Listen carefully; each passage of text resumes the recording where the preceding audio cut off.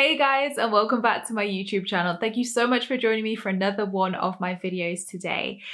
Today's video comes highly requested, actually over the years, but more so recently as well.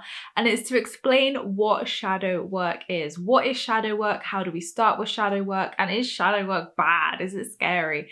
I think these are some great myths that need busting. Although this isn't part of my myth busting series, I think it's a great topic to cover to help people understand a little bit more and have awareness, and also what that means for them. So shadow work is something that I sort of came across maybe like 3-4 years ago. I started hearing it more as I was going along my inner healing journey of like shadow work, shadow work, shadow work. And I was like, oh God, like what am I summoning? And I think that is such like a classic misconception with shadow work, is like you're summoning something up, or like, oh, and it's like, no. Shadow work is always there. It's always there in the background. It's always there, always has been. And, you know, like it will, you know, absolutely be released so that it's not there moving forwards. So simply put, shadow work is another word for inner work, for healing. So we have our, you know, we are polarity beings as such. So your yin, your yang, your summer, your winter, your light, your dark. This is the yin and yang polarity energy. So the shadow self is very much that aspect of ourselves. So we have our light self, our love and light, and we have our shadow self. So we need both, right? We're that yin, that yang, to have that perfect equilibrium and harmony. So we actually need both. It's, you know, essential for our journey here on earth as a human to have both. But many people are scared of this. I was too. When I first started hearing about this and things were coming up, I was like, oh God, this feels dark. This feels scary. What's this? But actually that was just the fear. That was just the fear of the unknown, of like maybe some of the scaremongering that is out there with it.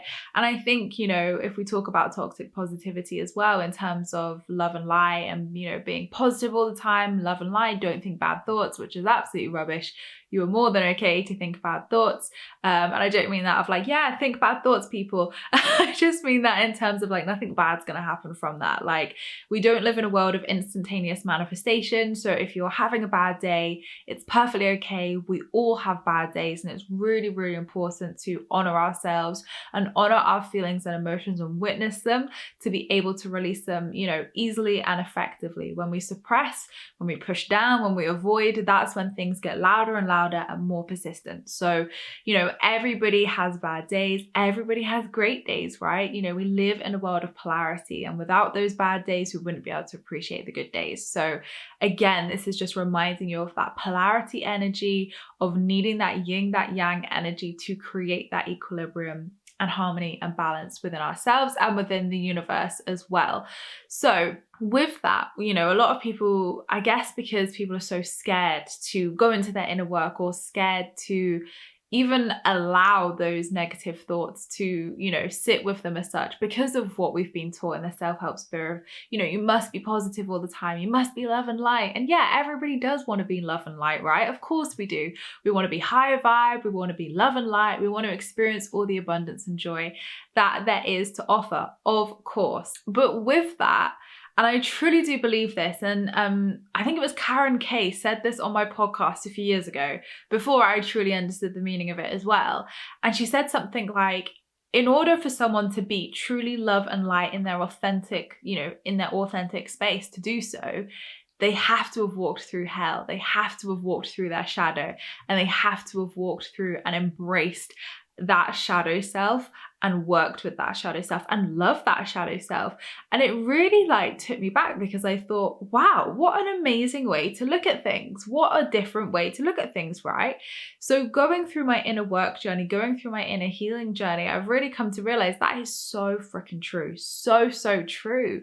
Because now, having gone through my inner work, and, you know, it's a continuous journey, not saying that that's done, but, you know, it's a continuous journey throughout our evolution as a human. Like, we're always going to have things to work on in our life. But having gone through my traumas, having gone through my limiting beliefs and fears and released them, and, you know, living in a completely different space in my life now, I truly see that actually going through that shadow period, working with my shadow self and learning to love my shadow self and accept my shadow self has been some of the most healing, powerfulest work I have done. And really, when we break down what the shadow self is that aspect of ourselves, which is our ego, our inner critic, and our inner child.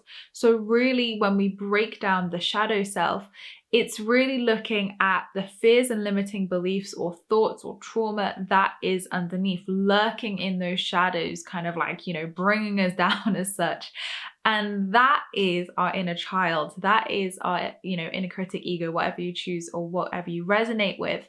And when we learn to love our shadow and accept our shadow, it's so powerful. And Shaman Durek did talk about this in his podcast. He did on my podcast as well. I've got the video here up on my YouTube channel under my playlist for my podcast. So please go and watch that as well, because he talks about duality. He talks about how we really need to embrace these both. And I couldn't agree more. And I think that we live in such a culture of separation, of division, right? Of not being, oneness, not being, that duality as such, or, breaking out of that duality. So I think it's really important that we view our shadow self as a part of us that is here to stay. That's the truth of it. Your shadow self doesn't just magically disappear and you're like, right, I've done all the work now, love and light, no more shadow self. No, your shadow self is still going to be there, but your shadow self will be less intense. Your shadow self will be more at peace, meaning that you can work with that equilibrium, work with that harmony and balance to feel more love and light as a whole. And again, things come up in life, there are layers to healing as well. So that's not to say that, further down the line, something may come up, a layer may come up, or you might think, oh, okay, it's feeling a bit shadowy right now, a bit more inner work. We have those phases, we have those seasons, we have our own seasons internally, and we have obviously our outer seasons. So, our energy and that time of our life, that phase will also reflect those seasons as well. So maybe when you're more in that feminine period of that winter energy, maybe it is going to feel more shadowy. And obviously, as we're heading into that feminine energy now in the winter, actually physically in the Northern Hemisphere, we're really feeling that shadowy energy coming up as we approach Halloween. We're feeling that shadowy energy as we're moving more into the darker nights. So naturally that shadowy more energy is there anyway, with the outer seasons, but obviously our own seasons as well, which will be different. Every single person's different as well. Their journey, their path, what's going to come up for them, that will reflect in your seasons as well, whether you feel like you're having a more outer masculine manifesting experience, or whether you feel you're having a more inward, deeper, healing, feminine experience. So again, it's different for everybody, and the time that spans for really depends. It depends how, if you're working on things, if you're being proactive, whether you're sitting with things, or whether you're trying to push it down sort of thing. So our shadow self is absolutely nothing to fear. It's not. It's just that inner child version of ourselves. It's that inner child within us who is there, and they just want to be seen. They just want to have that love. And they're not, we shouldn't see them as our shadow self, but that is what the shadow is as such. So really that shadow version of ourselves is here to stay. And it's about moving the inner child into that balance and harmony with you, so you can both be love and light, absolutely, and feel happiness and experience happiness. But we can't be love and light all the time. It's just not physically possible. And I think people try to aspire to that, or feel like they're failing or they're not doing a good job if they're not love and light all the time. But we have to accept that we're human, we have human experiences, life happens, and sometimes I don't feel love and light every single day, definitely not, but I have the tools and modalities to support myself and gradually and sustainably build myself up the emotional scale again, to feel happier, to feel more fulfilled. And I do that by sitting with my emotions. I do that by honoring myself and my body and what it needs at that time. I do that by doing the inner work, by maybe working with somebody, or using journaling, EFT, meditation, affirmations, whatever I feel is going to support that, whatever it may be that's coming up. I tune in and I connect to that, and I sit with it and I say, right, okay, where's this coming from? Let's talk to my inner child. How are you feeling today? What's going on? Like, why are you feeling this? Let's talk. So communicating with your inner child. And I have some meditations here on my YouTube channel under my meditation playlist to help help you connect to your inner child if you've never done that before and communicate with your inner child. So please do go and watch that, because I teach you how to do that, and I've got numerous videos on the inner child as well if you want to learn more about what it is. So working with the inner child is absolutely key to working with your shadow self, absolutely. And really as well, it's not fearing it. And it's realizing that the shadow self is not some bad thing coming to get you. It's not bad. It's not negative. It's not like, oh my God, we can't think about that, otherwise stuff's going to manifest. Please, please, please scrap that myth. It's not useful. It's not helping you. And it's just hindering you, if anything. So more than anything, shadow work is something that takes time. It's something which is a process. It's something that, you really need to kind of sit with and allow to come up in its own time. Like, healing and inner work is definitely something which you can't just force and say, right, I want to do inner work, let's do inner work. If nothing's coming up, nothing's coming up, and honor that and celebrate that as well. Maybe you're more in that outer masculine manifesting experience right now, and that's great, celebrate that. But when it feels right to, when something comes up and it feels, potent and prominent, and you're like, right, okay, this is something I need to work on, then that's the time to explore this. And to look into the inner work and healing and shadow work. So a lot of the time we shame, we blame, we judge our shadow self, and this is what makes it 10 times worse. So please, please, please view your shadow self through the eyes of compassion. Please view your shadow self as that inner child, as that, inner critic and ego. It just wants to be seen and loved. That's it. And it's just another part of us. It's a part of our psyche. It's a part of us as a human being, as a human that has duality, and as a human that is polarity, a polarity being as well. So definitely change the score with that, change the script of how you're viewing the shadow self. I think it gets so much stick online. It gets so much like, ooh, darkness. And it's like, no, like, yes, it can feel shadowy. Yes, it can feel quite dark and heavy sometimes, especially if you're working through trauma, especially if you're working through things that feel heavy or have really impacted your life. Absolutely. And that's why it's really important to support yourself with self-love tools, self-care tools, your spiritual practices, and anything that can help to really support you through that time. Absolutely. But there's nothing to fear. There's nothing to be scared of. And it's just that part of us that needs some love. It needs some love, right? And when you can bring them both into that yin yang harmony and live with both at peace, that is how you truly achieve love and light. That's how you truly achieve that high vibe life where you embrace your shadow and know it's there and love it anyway. Where, when you work through things and give yourself that love, that care, attention by doing the inner work, so that you are releasing any shadowy thoughts or shadowy feelings that are there. So when you're releasing that, you're healing that, you're doing that, there is nothing, that can stop you from being that high vibe happy self, because you're releasing any sort of like lower vibrations and anything that's lowering your vibration, to be able to raise your vibration to where you want to be and obviously manifest your desires. So I think so many people tend to bash the shadow self, suppress the shadow self, judge the shadow self, shame the shadow self. And, none of that is helping. None of that is helping. None of that is useful. And really, really, really see the shadow self through the eyes of compassion. See them through the eyes of love, and see them as just that part of you that needs that love, that needs that mothering, that fathering, that love, that care, that attention. So that's all it is. Nothing to fear, nothing to worry about.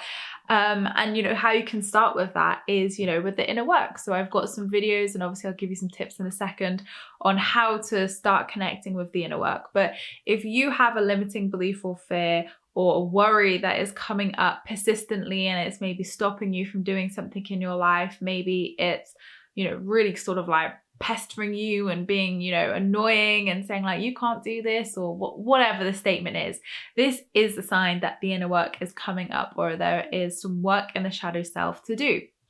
And how you can work with that is through a whole different means of modalities. Like, there are so many great modalities out there that can help you. Maybe if it's feeling a bit too much and you want some guidance, definitely working with someone like myself in a coaching setting, or in a therapist setting as well, if you would resonate with that more, is definitely advisable to do that with the right tools and the right, knowledge and awareness, because we can't always do everything ourselves, right? Sometimes we want some help and guidance on that. But of course, you can guide yourself through meditations. I have so many on this channel that you can work with. Inner child work is an amazing way that I swear by to work with limiting beliefs and fears and trauma. And the, affirmations, EFT, IEMT is another great way. You'd have to work with a practitioner in a session for that one, but that's a great way to work with limiting beliefs and fears and traumas, PTSD, etc. So there are great ways, so many different tools and modalities out there, spiritual tools, energy healing, sound healing. There's lots of things that you can go and explore and try. And obviously in my book, Positively Wealthy, I have some inner work tools and modalities in there. So it's a 33-day challenge book, which obviously helps you manifest your dreams, but there are tools and modalities in there to do the inner work as well. And I'll be sharing more of inner work over the coming months and years as well. So there'll be lots more tools coming to help you guys as well. But essentially, the shadow self is nothing to fear, nothing to worry about. Absolutely not. It's all about that, the balance, the yin, the yang energy, right? And I feel like when we can master that, when we can accept that, when we can sit with that, and when we can embody that, the shadow self isn't that scary thing where it's like, oh my God, shadow self. It becomes more of just that part of you that you can love. Like, yeah, okay, it might be a little bit rough around the edges. Okay, it may not be perfect. It's not going to be all love and light, right? It's our polarity self. But it's still worthy of love. You can give your shadow self love and embrace your shadow self and know that, yeah, it's going to be there throughout your life. And, that's not a negative thing. It's not a positive thing. See it through the eyes of neutrality as well. See it through neutral eyes, see it through acceptance, and see it through a non-judgmental space where you can give yourself that compassion and love and gentleness to do the work that needs to be done with that, and just say, I choose to love myself anyway. Like, I have this shadow self, but I choose to love myself anyway. I have my love and light self, and I choose to love that anyway. And bringing those together and bringing them into equilibrium and harmony and balance is the inner work, right? That is the inner work, the journey as such, the healing that needs to be done. So I hope that clears up any confusion or any questions that you had on the shadow self. And of course, if you have any other questions at all or anything that I haven't mentioned in this video, then please do comment below. I'm always happy to answer anything, and expand on this if anybody has any other questions or what they want me to cover on the shadow self, or even inner work and healing as well. So thank you so much, guys, for watching my video. I appreciate all your views and likes. Don't forget to subscribe if you're new here, because I would love to see you again soon. Don't forget you can join my free Law of Attraction support group over on Facebook, where you can join myself and other like-minded souls, where we talk all things Law of Attraction and spirituality. I hope you have a great week, whatever you're up to, and I'll see you all in my next YouTube video, which will be next week. Lots of love, guys.